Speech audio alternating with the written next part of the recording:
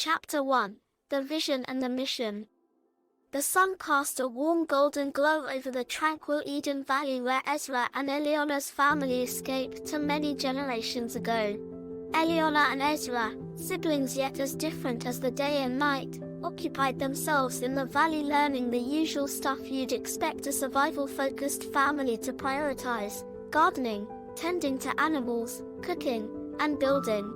Ezra, with his tousled black hair and gentle demeanor, delighted most in tending to wilting wildflowers and exploring the bountiful landscape they called home.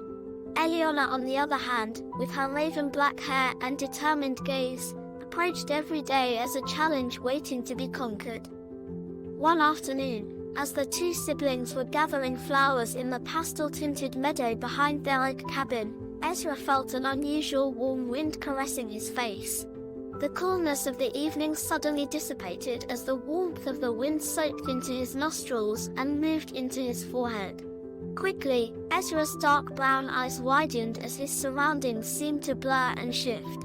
Before him appeared a vivid scene, a majestic river of glistening waters flowing through a familiar lush forest, while people of all ages and backgrounds seemed to find healing in its soothing embrace. Awe and confusion swirled in his thoughts. Almost as suddenly as the vision appeared, a pressing voice brought him back from his reverie. "Ezra, what are you staring at?" Eliana stood leaning forward, her expressive, seemingly bottomless dark brown eyes reflecting her curiosity. Ezra blinked a few times to regain his balance and found himself back in the meadow. I saw something, Ella," he stammered, struggling to find the right words. "Saw something? Saw what? Where?" Eliana eagerly pressed her brother as he took moments to breathe and consider his experience. "It was a vision."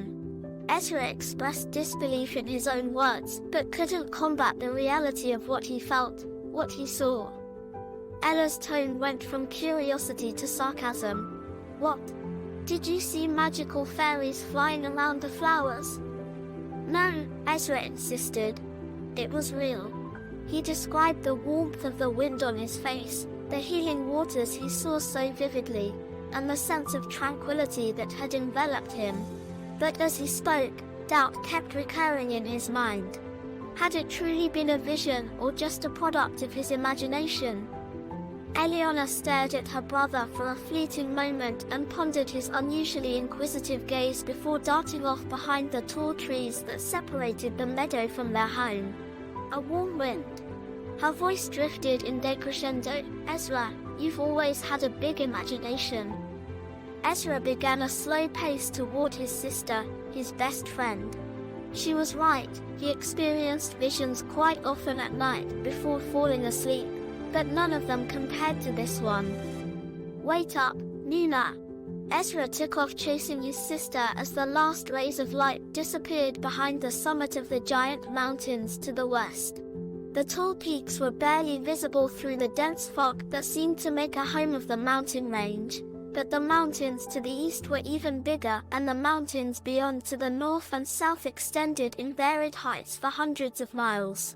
It took the ancestors of the children 2 moons to reach the valley, and the demanding expedition proved to be worth it, as soon after their exodus the United World Government, the Bright Star Council, BSC, signed a universal constitution outlawing all religions which discredited their version of truth.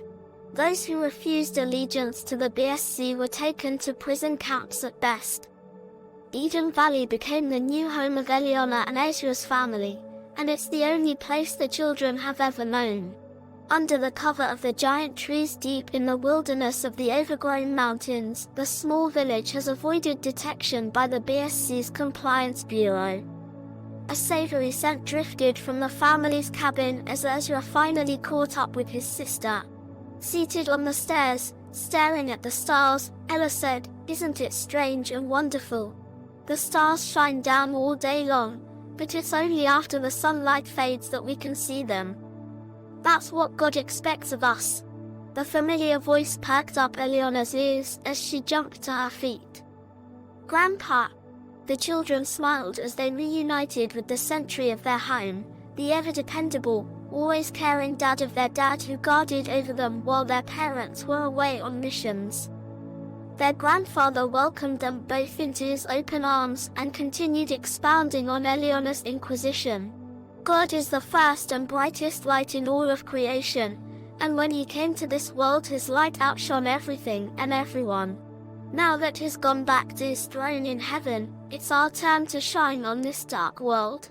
The children listened carefully, but their tummies grumbled with hunger. Why don't we go have some dinner, huh? The children ran inside to a warm pot of soup and fresh bread while their wise caretaker stayed put under the stars. He gazed upwards towards the North Star, the one that all the other stars circle around, and he let out a prayer of praise and desperation. He carried the burden of knowing about the evil world beyond the protection of Eden Valley, and he never forgot the time he had a close encounter with one of the Compliance Bureau's recon drones when he was just a young man. 2 weeks after a strenuous journey, his map became useless. The maps the ancestors passed down had their limitations, and he was traveling beyond them with his mission team, 2 young men and 1 woman, to reach more refugee camps, if there were any. Wearied from scaling down a rocky slope with heavy backpacks, his team took the pleasure of resting under an overgrown peach thicket. The branches were so heavy that they could bite into the ripe flesh of the juice-filled fruit without even having to stand up. As they were preparing to continue their journey, the sound of 1,000 leaves rustling in the wind at once shocked their ears. 1,000 became 10,000, and 10,000 multiplied into 1,000,000. The sound was louder than anything the young adults had ever heard in their entire lives, and suddenly a shining object flashed not far over their heads. The noise started fading, and the eyes of the teammates all darted back and forth as if one of them would have an answer to the experience. Yet no one knew what it was.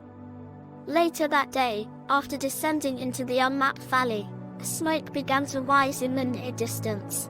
Carefully, the 3 young adults approached the base of the smoke, and what seemed like one big plume was revealed to be a collection of smaller columns rising from a location in a beautiful hidden colony of refugees. The clearly beneficent team was accepted immediately into the tiny community and given food and water to help cure them of the exhaustiveness of their journey. Immediately they inquired about the loud shining object that flew over them. The villagers' faces turned sour in concern. "You don't know who that is?" asked the old village leader. The children's grandfather raised his eyebrows in extreme concern. "We've never seen anything like it." "What do you mean who? Do you mean the Bright Star Council?" The elder responded, "Yes, but you mean Blight Star. They send out patrol drones every so often to look for defectors from the mines at the base of the mountain. Thankfully the trees are so thick in these mountains that they can't find anyone too easily, and they don't care enough to send out foot soldiers. I, myself, am one of those defectors, and most of the people in this camp are too."